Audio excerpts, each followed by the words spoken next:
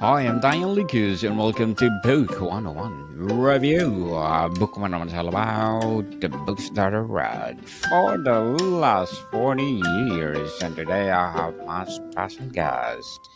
He is the author of the book Overcoming Life's Toughest Setbacks, no other than Mr. Andy Campbell. Good afternoon, Daniel. Welcome to Book 101, Mr. Andy, and can you please introduce more about yourself?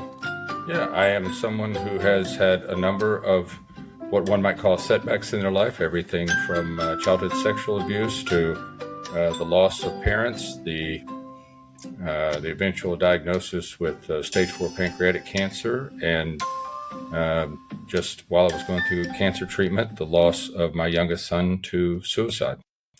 That's a highlight of the lowlights.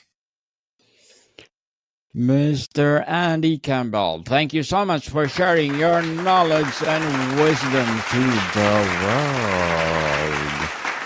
And what is the first physical, emotional, or environmental step someone should take to create a safety after trauma?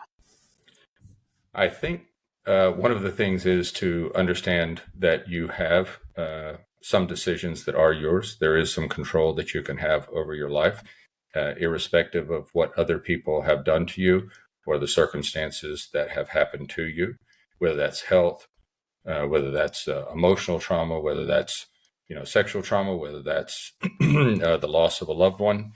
There are some decisions that you can make, and the first one is that your life is still valuable. No matter what happens to you, your life is valuable, and that there are some steps that you can take. There are some kind of beliefs you can adopt that can help you move from that traumatic experience through the difficult and kind of shocking time where you're reorienting yourself to persevere. There are some steps that you can take that will help you get back on the path to recovery. How can someone recognize when they are emotionally flooded? And what's the simple grounding technique to use in that moment?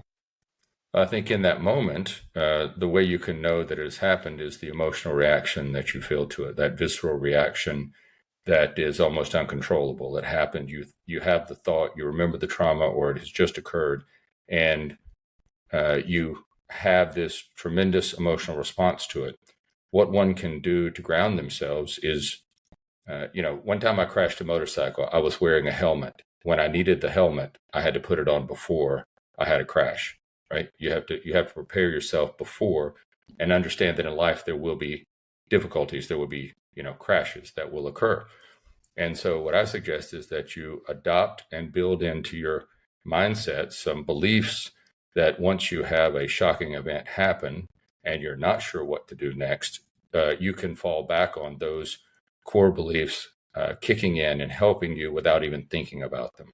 So one of them, for example, is always fall forward. That reminds me that when I've had a shock to the system, when I've had a traumatic thing happen, that in that moment, it reminds me I may not know what to do next, but I do know that I need to reorient myself back toward the meaning in my life. What is meaningful in my life will remain in spite of the difficulties that occur. So one of the things that I work to train myself to do is when a very difficult situation occurs, the first thing is to reorient my mind back to the meaning I have in life. What is my purpose? And then that helps everything else kind of start to come back together again, whether that was the loss of my son, or whether that's being diagnosed with cancer, or whether that's going back and dealing with a number of difficult issues that happened to me earlier in life, such as sexual abuse. I think that's the first step. Very well said, Mr. Andy. Empowering answer. Beautifully articulated. Why is self-compassion often the hardest, yet most critical skill for trauma survivors? I think because one cannot make progress in one's life if one does not believe that one's life is valuable, that they are important themselves. And so I think we have to get to a place of self-acceptance so that we can then work on the recovery. We have to get to a place where we believe that overcoming this situation is valuable, not just to us, but to those around us. Indeed. And how does trauma reshape our relationship with the body? And how can gentle movement rebuild trust? Well, I think, look, these traumatic events, there's been a number of books written, all kinds of studies done. These traumatic events end up, we think, only in the mind, but they actually end up in every cell of the body. Our body remembers that visceral reaction, that emotional state of when that event occurred. That doesn't leave us. There are a number of techniques that I have come across over the years. I discuss a few of them on the website. And whether that is Qigong, whether that is yoga, whether that is simply physical exercise with intentional breathing, whether that is doing more deeper or more intentional mental therapies such as EMDR, or whether that is using different techniques in books such as the energy codes and the emotion code. These techniques are there that through movement and using breathing techniques, we can reconnect with who we really are and then begin the process of healing from these events. Mr. Andy, when motivation feels impossible, what's one non negotiable act of self care? Well, I think one non negotiable act of self care is to engage in an act of self care. One must believe that one is valuable enough to take the action to care for oneself. So the first act, which comes a little earlier than the actual self care, is to believe that you are valuable and that you are worth having self care. The next step in self care, I believe, is to have the courage to face, and I believe this is a step in self care, to have the courage to face the impact of the events that have happened to you, to not sweep them under the rug, to not pretend like they didn't exist, but to take responsibility for how you are going to respond the rest of your life from these events that have happened. So how will you do that? That to me is the first step in self-care, believing you are worth the self-care, and then having the courage to look at your own decisions, not to excuse what others may have done to you or the situations that have occurred, but to take responsibility and have the courage to look at how you can change your life, how you can do self-care, because then the self-care next steps will become obvious to that individual. Maybe that is more meditation. Maybe that is breathing exercises. Maybe that is spending time in nature and sitting amongst God's creations. Maybe that is going to a particular type of therapy. But the self-care is, to me, kind of a few steps after one believes that they are valuable and worth self-care, and then they have taken the step of having the courage to investigate what they can do to better their life and overcome this setback. And then they can take the step of identifying which self-care technique would work best for them. Beautifully articulated, Mr. Andy. Very well said. Again. And how does understanding the brain's trauma response reduce shame about reactions? It is critical. If you spend time investigating, if you're curious about how the brain operates, I think one will realize, and again, there are many studies that are published, peer-reviewed studies, documented cases, so we can have some confidence that the brain's response happens in the moment, and you don't really have control over that. One of the things that they believe, a technique called EMDR, which is eye movement desensitization, reprocessing, EMDR. This was a technique that was developed after the Vietnam conflict with returning vets who had PTSD. And what they think happens is that your brain, when you experience something, a traumatic event, you have some sort of emotion that is attached to that. It could be fear, it could be anxiety, it could be sadness, it could be any number of emotions. That becomes set in your neural pathway as how every time you remember that event, you will have that emotional reaction just the same way you did in the moment the event occurred. And so when you realize that the brain has basically learned in an instant how it will respond to a given situation, then to me that frees one up from the guilt of how we have responded since that event occurs, because then that awareness gives us the means to then approach the problem from how do I correct or how do I change the way my brain processes this information going forward. So I think that is kind of the step we have to take to reduce our own guilt in the way that we respond. If you have been sexually abused, you're going to have some not so great responses to stimuli that comes into you, or similar when you find yourself in a situation for which you feel unsafe or unsure, you're going to respond a way. You may not like the way you respond. You may get angry. You may become overly passive. You could have any number of not beneficial reactions. When you realize, I think that a person cannot react fast enough to stop that automatic reaction, then that removes, for me, some of the guilt in how I respond, as long as I take responsibility that reaction that's happening is something I can overcome. I can do the hard work to overcome that reaction. So that, the awareness and the action to overcome that response, to me, is how we relieve ourselves of that guilt. Mr. Andy, how do you help people reframe to I'm broken to I'm adapting? This can be difficult. I think first people have to want they have to want a goal for which changing that perspective is beneficial to their goal.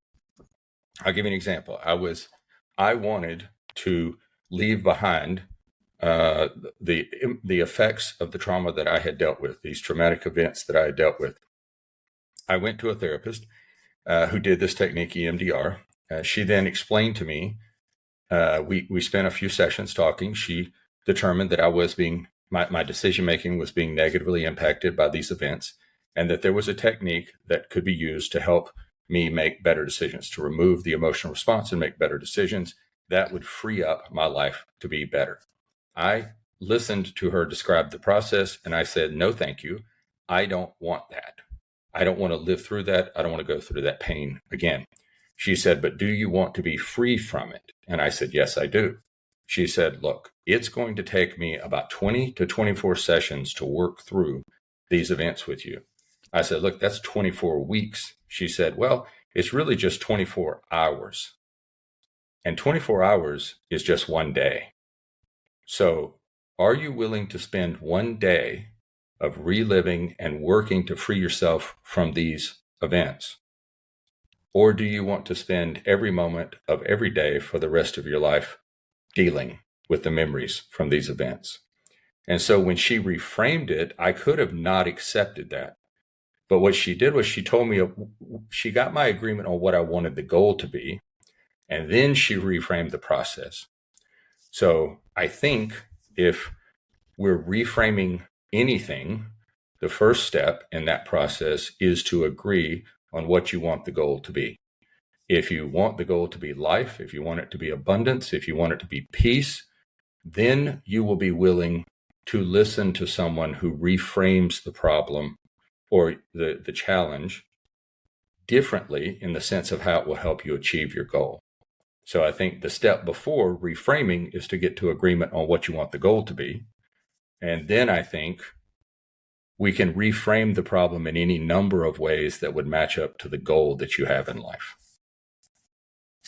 Mr. Andy, as a resilient survivor and inspirational author, what are your short-term and long-term goals?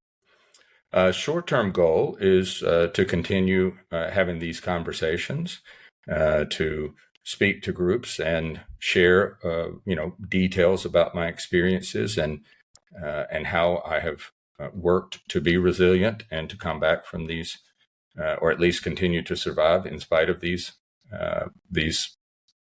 setbacks or traumatic experiences. Long term, I want to continue to live. I want to continue to be someone who encourages other people to continue to live. I want to be someone that is thought of as a person who finishes what I start. So I started life. I want to finish life, and that I persevere. So that's my long-term goal, is to persevere and live as full of a life as I possibly can until the day I take my last natural breath. Good luck to your goals, Mr. Andy, and looking forward for more success. And what would be your piece of advice for those people out there who want to be an inspirational author? I think don't downplay what you've been through or what you've learned, and think about how what you've learned may help someone else in a similar situation to that would encourage them or inspire them to have success. And don't write from the position that you have all the answers. Write from the position that you have potential answers that you'd like people to consider adopting and then adapting to their own situations. I would say that we all have been through many things that we have learned from and that we have survived, and that anytime we can share those in a loving and responsible way with others who may be suffering, I think that would be kind of the first steps in sharing your inspirational story. Thank you for your advice, Mr. Andy. And how does understanding the trauma within to let it go?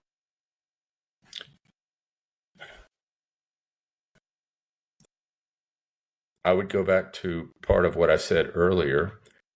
We have to have courage. It is an honorable thing. I believe there are kind of 6 steps to success: honor, courage, determination, perseverance, wisdom, and that finally success.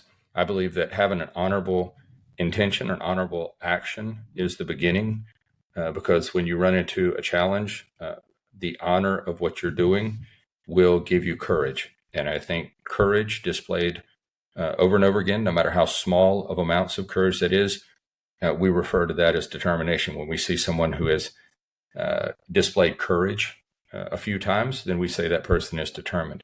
When we see a person who has displayed determination a few times, we say that person has perseverance. They have persevered. My grandfather used to say that experience is what you get just after you needed it. And if that's true, then you have to persevere to gain experience. Experience is how we become a little more wise. We might not become wise, but we become wiser. And wisdom is the foundation of success. So I think it's vitally important that we begin our efforts to do an honorable thing. And an honorable thing is to survive. It is to improve your life. It is to overcome these traumatic experiences. And then we have to show courage. Courage indeed, people. And Mr. Andy, before we wrap up our discussion for today, I'm inviting you to please do listen to my other podcast, people. My other podcast, because my abstract essay is already in 5th season, abstract poetry in 2nd season, and my book 101 review in 5th season too, comedy 101 in 2nd season, and my food 101 in 5th season as well, geography 101 in 4th season, and my baby podcast law 101 and mental Health 101, Love Letters in fourth season, and Movie 101 review, as well as Music 101 is in fourth season 2, and Science 101 and Sex 101 in its first season. Please listen to them wherever you listen your podcasts. Mr. Andy, can you please complete this sentence? Healing is not about erasing the past. It's about blank. It is about separating the emotion of the past from the present. Empowering sentence indeed. And thank you so much for sharing your knowledge and wisdom to the world through your book, Overcoming. And can you please invite our listeners to support your book as well as your advocacy or any projects that you're doing right now? Yeah, you can find me at askandycampbell.com, and there you'll find links to the book, to speaking engagements, and other information related to my cancer journey and a few other things. Yes, people, let's support Mr. Andy Campbell, because if you support him, more and more and more empowering books like this to come. So, Mr. Andy, thank you so much for your time. Thank you, Daniel. Monica people, see you soon.